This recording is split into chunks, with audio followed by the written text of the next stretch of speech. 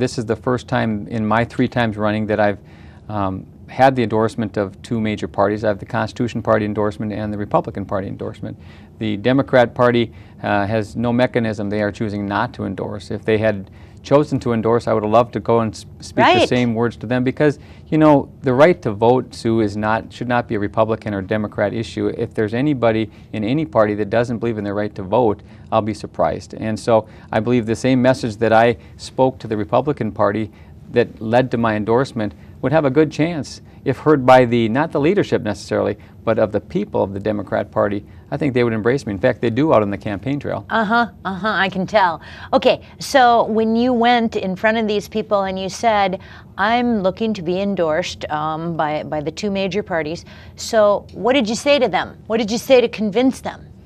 Well, number one is the process. The process is important, not just a man going to a seat, but how you get there, chosen by the people through a meaningful judicial election. And then talking to them about the importance of the rule of law. People, you know, even though we're not lawyers, that whole concept of what the rule of law is, that there is a sovereign God and that the people really are above a servant government, was a resounding issue for me. And when I travel around and I'm listening to the candidates and other offices talk, and they're talking about limited servant government, I fit real well in, because I tell them it's not just good politics to have a servant government. It is a necessary element of the rule of law that will lead to liberty.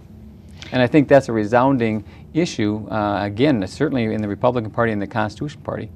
I go on and on with people all the time. I'm like, next time you're with an elected official, especially one that's a sitting elected official, you look them square in the eye and say, you work for me. Amen.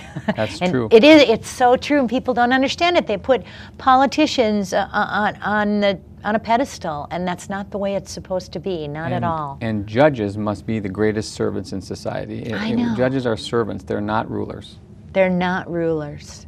Oh, it makes me crazy.